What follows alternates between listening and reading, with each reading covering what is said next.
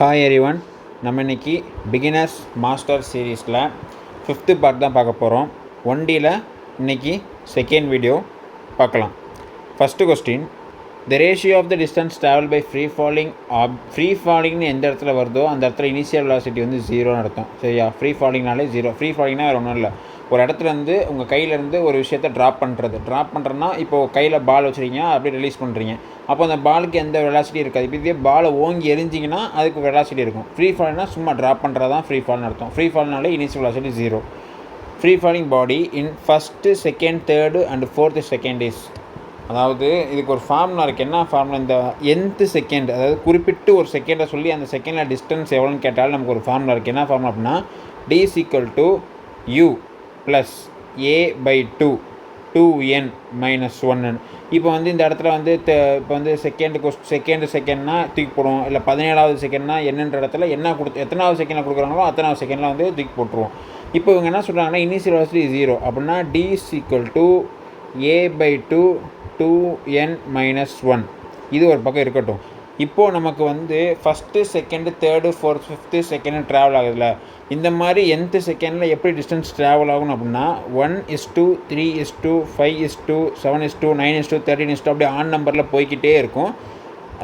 Line order wise இப்படி தான் இருக்கும். ஓகேவா? அப்போ இவங்க இன்னும் ஆர்டர் வைஸ் தான் கேட்குறாங்க. ஃபஸ்ட்டு, செகண்டு, தேர்டு, ஃபோர்த் தான் கேட்குறாங்க. அப்போ 1 3 5 7 தான் கரெக்டான ஆன்சர், ஆப்ஷன் சி.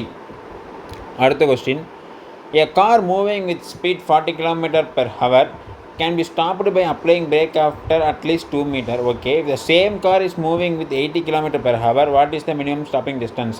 அதாவது ஒரு கார் வந்து 40 km/h போகிறப்போ பிரேக் பிடிச்சதுக்கப்புறம் 2 மீட்டர் தள்ளி போய் நிற்கிதான். அதே காரு 80 km/h போகிறப்போ பிரேக் பிடிக்கிறோம், எத்தனை மீட்டர் கழிச்சு போய் நிற்கும் அப்படின்னு கொஸ்டின் கேட்குறாங்க. இது வந்து ஸ்டாப்பிங் டிஸ்டன்ஸ்னு ஒரு சம்மம் இருக்குது. எப்படி அப்படின்னா உங்களுக்கு வந்து 1Dனாலே என்னென்ன அப்படின்னா v = u + at, s = ut + ½ a t², v² - u² = 2as. இந்த 3 ஃபார்மேட்டில் தான் வரும். இப்போ உங்களுக்கு கொஸ்டினை பற்றி எந்த ஒரு ஐடியாவுமே இல்லைனா இந்த 3 ஃபார்மேட்டில் ஏதாவது தூக்கி போட்டிங்கன்னா அதெல்லாம் ஆன்சர் வந்துடும். இப்போ இவங்க என்ன கேட்குறாங்கன்னா ஸ்டாப்பிங் டிஸ்டன்ஸுக்கு நம்ம யூஸ் பண்ணுறது இந்த மாடல் யூஸ் பண்ணுவோம்.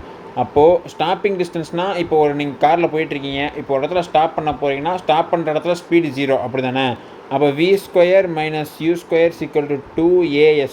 vன்றது ஃபைனல் வெலாசிட்டி, அப்போ நிறுத்துகிற வெலாசிட்டி 0.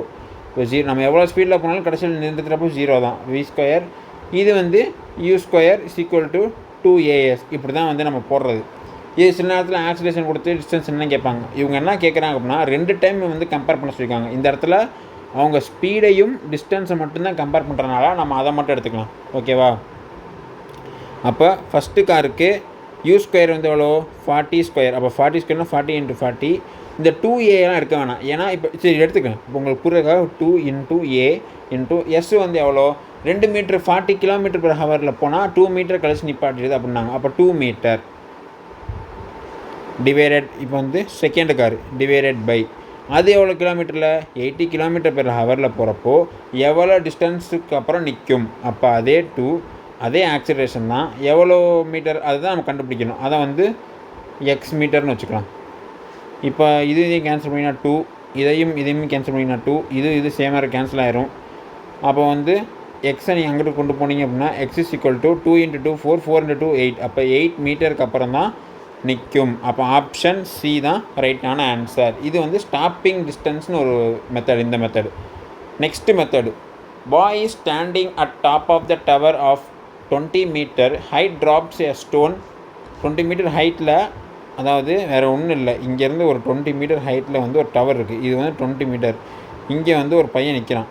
இந்த பையன் வந்து என்ன பண்ணுறான் அப்படின்னா ஸ்டோனை ட்ராப் பண்ணுறான். இப்படி ஒரு கல்லை வந்து ட்ராப் பண்ணுறான். ட்ராப்னாலே இனிஷியல் வெலாசிட்டி 0. அப்போது ஆனால் என்ன தான் நம்ம சும்மா போட்டோன்னா அது வந்து போக போக வெலாசிட்டி கெயின் ஆயிரும். வெலாசிட்டி கெயின் ஆகி கீழே தரையில் படுறப்போ ஒரு வெலாசிட்டியில் ஃபைனல் வெலாசிட்டியில் படும்ல, அந்த ஃபைனல் வெலாசிட்டி என்ன அப்படின்னு கேட்குறாங்க.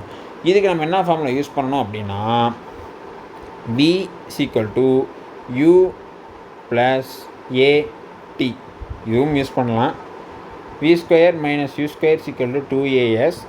s = ut + ½ a t². இதில் எதில் வேணால் நம்ம யூஸ் பண்ணலாம். ஆனால் நம்ம சீக்கிரம் ஆன்சர் கிடைக்கணும் அப்படின்னா இதை எடுத்துக்கலாம். ஏன் அப்படின்னா ஃபைனல் வெலாசிட்டி தான் கேட்குறாங்க, இனிஷியல் வெலாசிட்டி 0, டிஸ்டன்ஸ் எவ்வளோ 20 மீட்டர் அதுவும் கொடுத்துட்டாங்க, ஆக்சிலரேஷன் g எல்லாமே கொடுத்துட்டாங்க. அப்போது நம்ம சப்ஜெக்ட் பண்ணால் மட்டும் போதும். ஓகேவா? அப்போது v² - u² = 2as. v² எவ்வளோ, அதாவது கீழே படுற வெலாசிட்டி அதுதான் கேட்குறாங்க, minus dropping velocity 0, initial velocity 0 = 2. Acceleration என்ன, அவங்க ட்ராப் பண்ணியிருக்காங்க. அப்போ ட்ராப் பண்ணுறப்போ கிராவிட்டி தான் ஆக்சிலரேஷன். அப்போ g வந்து என்ன 10, g வந்து என்னது 10. எஸ் வந்து எவ்வளோ, டிஸ்டன்ஸ் வந்து எவ்வளோ 20 மீட்டர். ஏன்னா 20 மீட்டர் ட்ராவலில் தானே ட்ராப் பண்ணுறான். அப்போ 20 மீட்டர், இப்படியே 40 மீட்டர் வரணும், 40 மீட்டர். அப்போ ஹைட் வந்து எவ்வளோ 20.